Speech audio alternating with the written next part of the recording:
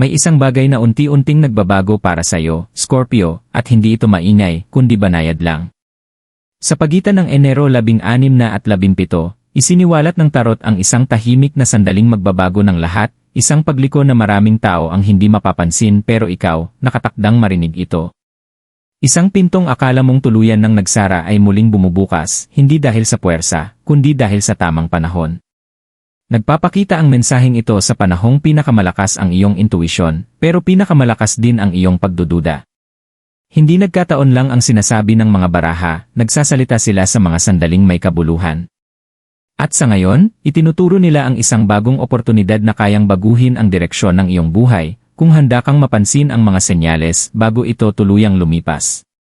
Scorpio, ang mensaheng ito ay hindi tungkol sa takot o hula, kundi sa kamalayan. Isa ka sa pinaka-intuitibong zodiac signs, pero kahit ikaw ay maaaring makaramdam ng pagka-disconnect kapag tahimik ang dalaw ng buhay. Kamakailan, marahil ay naramdaman mong parang may paghinto, isang panahon ng paghihintay kung saan ang mga kasagutan ay tila nasa abot tanaw pero hindi pa rin maabot. Iyan ay dahil ang enerhiya sa paligid mo ay tahimik na naghahanda ng isang bagay. Hindi nagmamadali ang tarot at ganoon din ang kapalaran. Sa pagitan ng Enero 16 na at 17, may pagbabagong nagsisimula, isang pagbabagong humihiling na makinig ka, hindi habulin. Ipinapakita ng mga baraha ang isang oportunidad na nilikha sa pamamagitan ng desisyon, hindi tsamba. Maaaring dumating ito sa anyo ng isang usapan, isang ideya, o bigla ang kaliwanagan, ngunit tiyak na darating ito ng marahan. Itong mensahe ay nandito upang gumabay, hindi upang magdesisyon para sa'yo.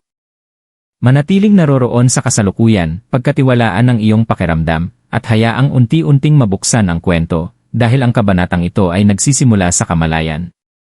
Kasalukuyang enerhiya ni Scorpio. Sa ngayon, Scorpio, ang enerhiya mo ay parang nakatayo sa gilid ng isang bagay na hindi pa tapos. Hindi ito wasak, kundi hindi pa lamang resolbado. Patuloy kang umaabante, pero may dalang bigat na hindi mo maipaliwanag ng buo. Isa itong uri ng bigat na nagmumula sa paghihintay na walang malinaw na kasagutan. Maaaring ginawa mo na ang lahat ng tama, pinili ang matalinong hakbang, nanahimik kahit gusto mong magsalita, pero pakiramdam mo pa rin ay mabagal ang pag-usad. Hindi ito kabiguan. Isa itong paghinto bago ang pagsasaayos. Sa emosyon, mas naging mapagmasid ka kaysa paladamdamin. Pinapansin mo ang mga pattern, kung sino ang nananatili at kung sino ang unti-unting nawawala, nararamdaman mo ang mga pagbabago sa ilalim ng katahimikan. Scorpio, ang enerhiya ng lalim, pero kamakailan, ang lalim na ito'y naging mapag-isa. Baka pakiramdam mo'y may mga iniisip kang hindi mo maibahagi, mga desisyong hindi mo pa mailahad, o mga pangarap na nananatiling lihim dahil parang hindi pa ito ang tamang oras. Ipinapakita ng tarot ang panahong ito bilang yugto ng panloob na tensyon, hindi kaguluhan, kundi pressure. Parang pananahin nila ng mahigpit, naghihintay ng pagpapakawala. Tinatanong mo ang sarili mo kung dapat ka bang maghintay pa o sumugal na, kung dapat mo bang protektahan ang puso mo o buksan ito kahit kaunti. Ang ilang Scorpio ay maaaring nakakaramdam ng kawalan ng gana, habang ang iba naman ay balisa at hindi mapakali.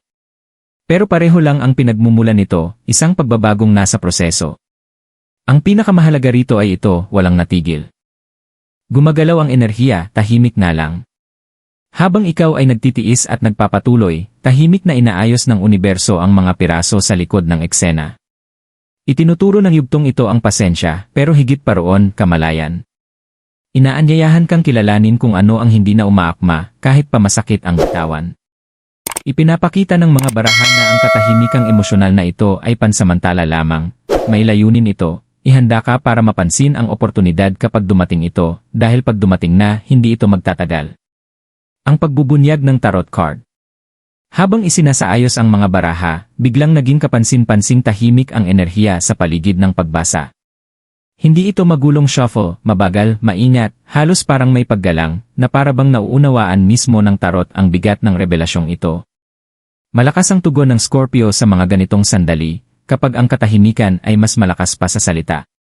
May isang barahang unang lumitaw, hindi aksidente, kundi may layunin. Ang unang baraha ay kumakatawan sa kasalukuyang sandali, at nagsasalita ito tungkol sa paghihintay. Ipinapahiwatig nitong mas malapit ka na sa pagbabago kaysa inaakala mo. Makikita sa baraha ang imahe ng isang pintuan, hindi ito bukas, hindi rin sarado, kundi naghihintay. Isang oportunidad ang naghihintay, hindi para agawin, kundi para mapansin. Para sa Scorpio, kinukumpirma nitong totoo ang iyong nararamdaman. May isang bagay na nabubuo sa gilid ng iyong pananaw. Ang ikalawang baraha ang naglalantad ng hamon at dito mas lumalalim ang kwento. Ipinapakita ng tarot ang pag-aatubili, hindi dahil sa takot, kundi dahil sa labis na pag-isip. Pinagninilayan mo ang lahat ng posibilidad, inuulit-ulit sa isip ang mga nangyari noon, at pinagdududahan ang tamang timing. Ipinapakita ng baraha ang isang isip na matalas ngunit pagod. Babala ito, ang pinakamalaking hadlang sa ngayon ay hindi panlabas, kundi alinlangan na nagkukubli sa anyo ng lohika. Intuwisyon ang lakas mo bilang Scorpio, ngunit tinatanong ng barahang ito kung pinakikinggan mo pa ba ito, o pinapatahimik ng iyong pangangatwiran. Ang ikatlong baraha ang kinalalabasan. At ang enerhiya nito ay hindi malilito.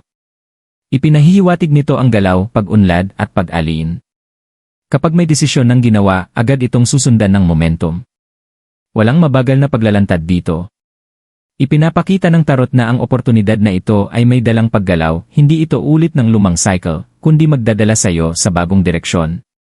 Hindi ito tungkol sa pagbabalik sa nakaraan, ito ay tungkol sa pagpasok sa panibagong kabanata. Sa kabuuan, malinaw ang mensahe ng mga baraha. Nakatayo ka sa harap ng isang threshold. Ang sandaling ito ay nangangailangan ng kamalayan, tapang, at tiwala. Hindi ipinapangako ng tarot ang kadalian, ngunit tiniyak nito ang layunin. Ang inaalok sa iyo ngayon ay nakaalin sa kung sino ka na ngayon, hindi kung sino ka noon. At iyan ang pinakamalaking pagkakaiba. Ang bagong oportunidad ipinaliwanag. Ang oportunidad na ibinubunyag ng tarot para sa iyo, Scorpio, ay hindi maingay o lantad. Hindi ito darating na may anunsyo o katiyakan. Sa halip, lilitaw ito ng tahimik sa isang sandaling tila karaniwan lang hanggang sa mapagtanto mong may kakaiba pala. Ito ang uri ng oportunidad na sumusubok sa kamalayan kaysa sa tapang. Marami ang hindi ito mapapansin dahil naghihintay sila ng kasiguraduhan. Ipinapakita ng tarot na ang oportunidad na ito ay kailangang maramdaman muna bago pa man maintindihan ng lohika. Para sa ilang Scorpio, ang oportunidad na ito ay konektado sa trabaho o pananalapi, isang pagkakataong mapasok ang isang papel, proyekto, o ideya na may potensyal na magpatubo, ngunit nangangailangan ng tiwala sa sarili. Maaaring hindi ito mukhang perpekto sa simula. Maaaring pakiramdam mo'y may kulang o hindi pamilyar, at iyan mismo ang dahilan kung bakit ito mahalaga. Ipinapahiwatig ng tarot na ang landas na ito ay hindi pag-ulit ng nakaraan, kundi pag-redirect nito. Ang mga dating harang ay nagsisimula ng gumalaw, pero kung handa kang humakbang kahit hindi pa kumpleto ang larawan. Para naman sa iba, maaaring magpakita ang oportunidad sa anyo ng koneksyon. Isang pag-uusap na nagpapabago ng pananaw. Isang mensahe na hindi mo inaasahan. Isang muling pagkikita na may bagong enerhiya. Maging malinaw, hindi ito tungkol sa pagbabalik sa nawala, kundi sa paglapit sa isang pamilyar na bagay gamit ang bagong kamalayan. Sa pagkakataong ito, ang pagiging tapat sa damdamin ang magiging susi. Kapag sinabi mo ang mga bagay na matagal mong kinimkim, bubukas ang mga pintong matagal nang nakasara. Mayroon ding personal na oportunidad, isa na konektado sa pagtitiwala sa sarili. Ipinapakita ng tarot ang pag-unlad sa pamamagitan ng pagpili. Matagal ka nang nagpoprotekta, naghihintay, nagmamasid. Pero ngayon, ang aral ay lumilipat mula sa depensa patungo sa galaw. Hinahamon kang maniwala sa sarili mong timing. Tumigil sa pagtatanong kung handa ka na, at simulan ng tanungin, handa ba akong sumubok kahit walang kasiguraduhan? Ang dahilan kung bakit makapangyarihan ang sandaling ito ay dahil mabilis itong lumilipas. Babala ng tarot, ang pag-aatubili ay nagpapahina ng epekto nito. Hindi ito nangangahulugang sumugod ng padalos-dalos, kundi kilalanin ang pagkakaiba ng pasensya sa pag-iwas. Scorpio, hindi ka hinihikayat na tumalon ng walang isip, hinihikayat kang pagkatiwalaan ang alam mo na sa puso mo. Kapag pinili mo ang kamalayan, magiging turning point ang oportunidad na ito. Hindi dahil agad nitong masusolusyunan ang lahat, kundi dahil binabago nito ang direksyon mo. Ibinabalik ka nito sa alignment sa iyong lakas, intuisyon, at layunin.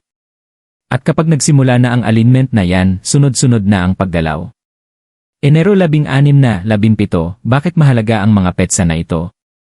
Ang Enero 16 na at 17 ay hindi basta-bastang araw para sa iyo, Scorpio. Ipinapakita ng tarot ang mga petsang ito bilang isang makitid na bintana, isang sandali kung saan bahagyang nagbabago ang enerhiya upang lumikha ng galaw. Hindi ito tungkol sa biglaang milagro o matitinding pangyayari. Ito ay tungkol sa banayad na pagkakaalin. Sa loob ng 2 araw na ito, ang kalituhan ay napapalitan ng linaw kahit panandalian lang. At ang linaw na iyon ay mahalaga. Ipinapahiwatig ng tarot na sa mga araw bago ang panahong ito, maaaring maging emosyonal ka o mas madalas magnilay. May mga naiisip kang dati mong tinabunan. Mas malinaw ang mga panaginip. Maaaring ulit-ulit mong makita ang maliliit na palatandaan, mga numero, salita, o mensahe na tila galing sa wala. Hindi ito mga pagkakataon lamang. Ito'y mga senyales na sadyang idinisenyo para makuha ang atensyon mo. Madalas munang bumulong ang universo bago ito magsalita ng malinaw at pinalalakas ng mga petsang ito ang bulong na yon. Ang nagpapalakas sa Enero 16 na 17 ay timing. May bagay kang matagal nang hinihintay na sa wakas ay hahantong sa isang desisyong punto. Hindi dahil pinilit ito ng sitwasyon, kundi dahil handa ka nang makita ito ng malinaw. Ipinapakita ng tarot na ang mga araw na ito ay tulad ng isang salamin, ipinapakita kung ano talaga ang gusto mo kumpara sa kung ano lang ang tinatanggap mo. Maaaring dumating ang realisasyong ito sa pamamagitan ng isang simpleng pag-uusap o tahimik na sandali mag-isa, pero ang epekto nito ay tatagal. Umuusbong ang Scorpio energy sa mga panahong may pagbabagong nagaganap, at iyan mismo ang inaalok ng mga petsang ito, isang pagkakataong baguhin ang direksyon ng walang pressure. Ipinapayo ng tarot na bagalan mo ang takbo mo sa panahong ito. Pakinggan ang nararamdaman ng iyong katawan. Pansinin kung ano ang nagpapasigla sa iyo, at kung ano ang unti-unting sumusupsop ng iyong enerhiya. Mas matalim ang iyong intuition kaysa karaniwan. At higit sa lahat, ang Enero 16 na 17 ay tungkol sa pagkilala. Ang oportunidad na nabanggit kanina ay hindi basta lilitaw, ito ay nakaalin sa mga araw na ito para sa isang dahilan. Kapag nanatili kang present, mapapansin mo ito. At kapag napansin mo na, nasa iyong mga kamay ang desisyon. Babala mula sa tarot. Bawat oportunidad ay may kalakip na babala, at hindi ito itinatago ng tarot sa iyo, Scorpio. Ipinapakita ng mga baraha na ang pinakamalaking panganib sa panahong ito ay hindi kabiguan, kundi pag-aatubili. Natutunan mo ng protektahan ang sarili mo sa pamamagitan ng katahimikan, pagmamasid, at kontrol. Habang ang mga katangiang ito ay nakatulong para manatiling ligtas, maaari rin itong maging mga pader na humaharang sa galaw. Babala ng tarot, huwag ipagkamali ang pag-ingat sa intuisyon. Isang partikular na baraha ang tumutukoy sa labis na pag-isip. Maaaring paulit-ulit mong binabalikan ang mga senaryo, iniisip ang posibleng kahihinatnan, o naghihintay ng kasiguraduhang maaaring hindi dumating. Hindi ito dahil malabo ang oportunidad, kundi dahil hindi komportable ang magtiwala sa bago. Makapangyarihan ang Scorpio energy, pero lubhang emosyonal din kapag tahimik na pumasok ang takot, kadalasan ay nagpapanggap itong lohika. May isa pang babala tungkol sa oras. Ipinapahiwatig ng tarot na ang sobrang paghihintay ay nagpapahina sa enerhiya ng sandaling ito. Hindi palaging bumabalik ang mga oportunidad sa parehong anyo. Hindi ito nangangahulugang sumugod ng padalos-dalos o baliwalain ang babala, kundi kilalanin kung kailan ang pagkaantala ay nagiging pag-iwas. Hinihikayat ka ng mga baraha na tanungin ang sarili mo ng tapat, naghihintay ba ako ng tamang oras, o naghihintay akong mawala ang takot ko? May babala rin tungkol sa katahimikan. Ang pagpigil ng mga salita, emosyon, o desisyon ay maaaring mukhang mas ligtas, pero pinipigil din nito ang linaw. Ipinapakita ng tarot na ang pagpapahayag, kahit hindi perpekto, ay lumilikha ng galaw. Maaaring ito ay sa pagsabi ng totoo, sa pagtugon sa isang mensahe, o sa pag-amin ng nais mo. Sa panahong ito, mas mahalaga ang aksyon kaysa sa pagiging perpekto. Sa huli, binalaan ka rin ng tarot laban sa pagtatakwil sa iyong intuition. Mas alam mo na kaysa iniisip mo. Tumutugon na ang katawan mo, ang emosyon mo, at ang instincts mo bago pa man makaabot ang isip mo. Ang pagwawalang bahala sa mga signal na ito ay lumilikha ng panloob na banggaan. Ang tiwala ay hindi nangangahulugang walang panganib pero iniaalin ka nito sa layunin. Scorpio, simple pero makapangyarihan ang babala, huwag hayaang magbihis ang takot bilang pasensya, at maagaw sa iyo ang bagay na matagal mo nang handang tanggapin. Ang dapat gawin ni Scorpio, gabay mula sa tarot. Tahimik pero matatag ang gabay ng tarot para sa'yo, Scorpio, manatili sa kasalukuyan at kumilos ng may layunin. Hindi ito ang tamang panahon para sa matitinding hakbang o emosyonal na labis. Ang kailangan ay maliit ngunit sinadyang mga kilos na nakaalin sa kung ano na ang nararamdaman mo sa loob. Ipinapahiwatig ng mga baraha na ang intuition mo ang nangunguna, kahit na ang isip mo ay humahabol pa lang. Pagkatiwalaan mo ang panloob mong signal. Magsimula sa pag-obserba kung ano ang nagbibigay sigla sa iyo sa panahong ito. Pansinin kung aling mga pag-uusap ang nagbibigay linaw at alin ang nagpapakaba o nagpapabigat. Ipinapakita ng tarot na ang alignment ay magaan kahit hindi ito pamilyar. Kung may bagay na nagdadala ng ginhawa imbes na tensyon, iyan na ang senyales. Hindi mo kailangang humingi ng kumpirmasyon mula sa iba para makausad, kailangan mo lang ng katapatan sa sarili. Isa pang mahalagang gabay, pagpapahayag. Hinihikayat ka ng tarot na magsalita, tumugon, o kumilos sa halip na manatiling naghihintay. Hindi ito nangangahulugang ilahad ang lahat o gumawa ng malalaking pahayag. Ibig sabihin nito ay kilalanin ang iyong katotohanan sa mismong sandali. Isang simpleng mensahe, isang malinaw na sagot, o isang tahimik na desisyon ay maaaring makapagpaikot ng enerhiya. Sa panahong ito, hindi nakatahimikan ang proteksyon mo, kundi kamalayan. Ipinapayo rin ng mga baraha ang pagbitaw sa kontrol. Matagal mo nang sinusubukang pamahalaan ang lahat ng posibleng kaganapan, laging handa sa bawat senaryo. Pero ngayon, nagbabago na ang aral. Bigyang puwang ang hindi patiyak. Ang oportunidad na ipinagkakaloob sa iyo ay lumalago sa pamamagitan ng tiwala, hindi sa pagtutol. Kapag binawasan mo ang paghigpit ng hawak, kusang darating ang linaw. At panghuli, alagaan ang enerhiya mo. Magpahinga kung kailangan, pero huwag magtago ng tuluyan. Ipinapakita ng tarot na balanse ang mahalaga, pagninilay na sinasabayan ng aksyon. Hindi mo kailangang alamin muna ang lahat bago kumilos. Kailangan mong kumilos para madiskubre kung anong naghihintay sa susunod. Scorpio, ang gabay na ito ay hindi tungkol sa pagbago ng pagkatao mo. Ito ay pagbabalik sa iyong lakas. Kapag pinagkatiwalaan mo ang instincts mo at ginawa ang susunod na tamang hakbang, susunod na ang alignment. At kapag nagsimula na ang alignment, gumagalaw ang lahat. Sulyap sa hinaharap pagkatapos ng oportunidad. Kapag tinanggap mo na ang oportunidad, Scorpio, mabilis na nagsisimulang magbago ang enerhiya sa paligid mo. Hindi ito marahas o mapansin ng lahat, kundi tuloy-tuloy at malinaw na pag-usad. Ipinapakita ng tarot ang galaw sa dating katahimikan.